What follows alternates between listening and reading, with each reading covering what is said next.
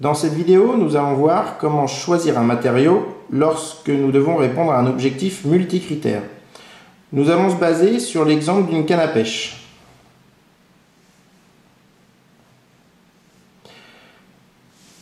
On imagine le contexte suivant, on souhaite concevoir une canne à pêche, donc choisir le matériau d'une canne à pêche. On veut que notre canne à pêche soit la plus légère possible et qu'elle résiste à la flexion. On va considérer que résister, c'est ne pas casser pour une charge donnée. On veut que la longueur de la canne à pêche soit fixée par l'utilisateur et la section, elle, de notre canne à pêche est un paramètre qui peut changer. Rien n'est imposé puisque l'utilisateur va seulement utiliser le manche de la canne à pêche et pas le corps de la canne qu'on cherche à concevoir. Donc, si on résume notre situation, on se retrouve avec un objectif, c'est de minimiser la masse. Mais on a un deuxième critère sous la forme d'une contrainte, c'est que notre canne ne doit pas rompre. Ça, on doit absolument le respecter. Et la masse, on va chercher la plus faible possible. On a un paramètre de libre, c'est la section de la canne, le rayon de la canne donc, puisque on considère que notre canne est une section circulaire pleine. Si je peux changer de section, c'est que je peux changer son rayon. Par contre, il y a un paramètre géométrique fixe, c'est la longueur de la canne. On va voir maintenant la méthode pour choisir au mieux le matériau. Nous allons voir comment modéliser notre problème. Notre canne, elle est en encastrement dans la main de l'utilisateur, c'est ce qu'on peut modéliser en tout cas. Elle fait une longueur L et un effort ici s'exerçant A, engendrant de la flexion dans notre canne qu'on peut considérer comme une poutre. Notre section, on la considère comme circulaire. On a donc le moment quadratique suivant Z, pi R4 sur 4, qui est égal à pi D4 sur 64. Je vais commencer par exprimer la fonction d'objectif. Vous vous rappelez, l'objectif, c'est d'avoir la masse la plus faible. Ma fonction d'objectif, c'est donc l'expression de ma masse, qui dépend notamment de mon matériau, de la longueur et d'un paramètre géométrique libre qui est R. Et donc la masse, ça va être pi R carré fois L, donc ça c'est le volume, fois ρ, la masse volumique du matériau que je vais utiliser. J'identifie dans cette fonction d'objectif les paramètres libres.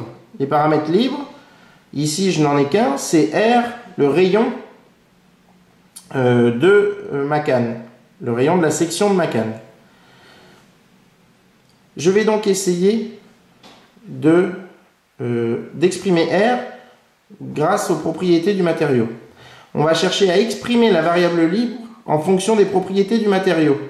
Alors comment est-ce qu'on va exprimer cette variable libre en fonction des propriétés du matériau? Eh bien en exprimant la contrainte que l'on a, c'est-à-dire que la canne ne doit pas casser. On va donc modéliser notre contrainte à travers une fonction. On sait que pour une poutre en flexion, ici on veut éviter notre rupture.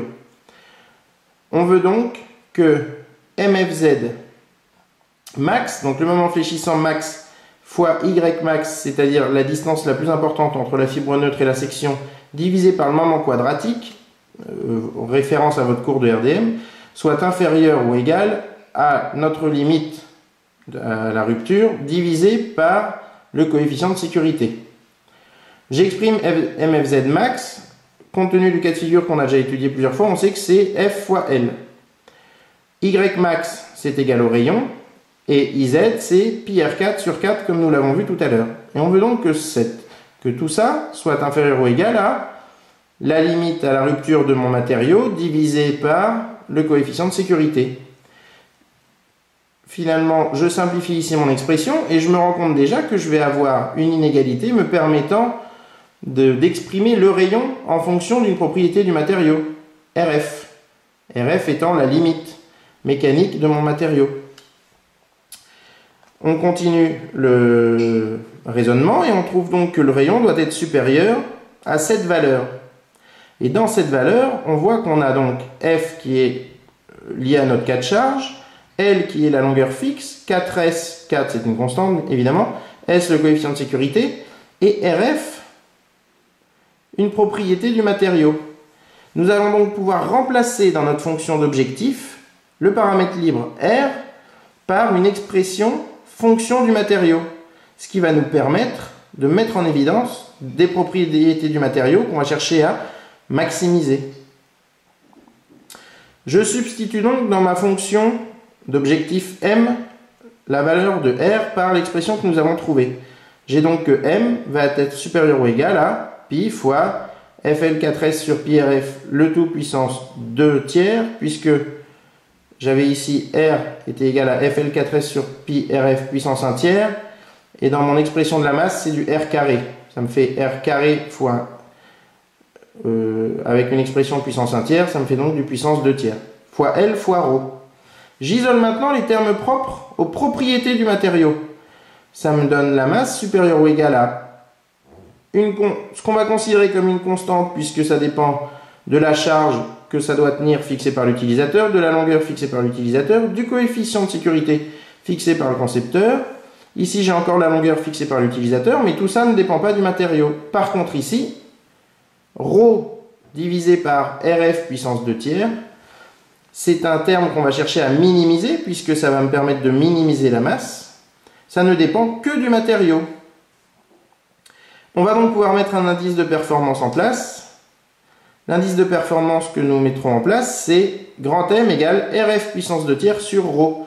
Car l'indice de performance, on cherche à le maximiser. Plus il est grand, meilleur est le matériau. RF puissance 2 tiers sur ρ, c'est-à-dire 1 sur le terme que nous avions trouvé là. On va maintenant utiliser des diagrammes à échelle logarithmique pour travailler avec des droites, puisque en passant cette expression en log, je vais avoir quelque chose de linéaire entre ρ et RF.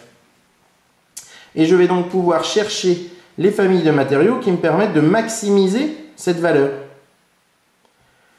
Ici, par exemple, c'est un diagramme dit de HB, c'est-à-dire qu'ici, j'ai la densité, ρ, et ici, j'ai ma résistance RF, ou sigma F, ça dépend comment on la note.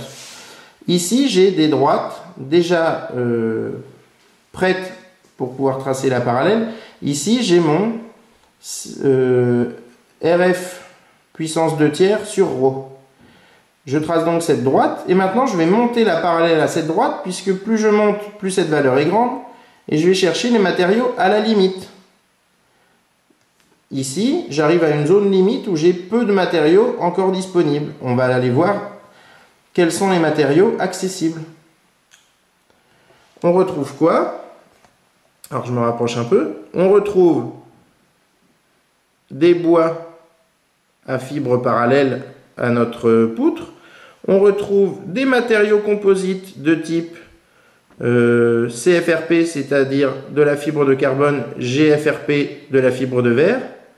Et on retrouve des céramiques techniques. Seulement les céramiques techniques, d'une part, le prix, on sait qu'il ne sera pas compatible avec une canne à pêche, et de plus, ce sont des matériaux qui pourront facilement travailler en compression, mais pas en traction. Donc, ça ne va pas correspondre à notre cas de figure, puisque nous avons une partie de la poutre qui sera en compression, le dessous, mais le dessus sera en traction. Donc, ces matériaux-là, ils ont une limite à la rupture importante, mais uniquement en compression. Donc, ils ne nous intéressent pas. Il ne reste donc que le bois et la fibre de carbone ou la fibre de verre, et ce sont bien les matériaux que l'on retrouve dans la fabrication des cannes à pêche de compétition.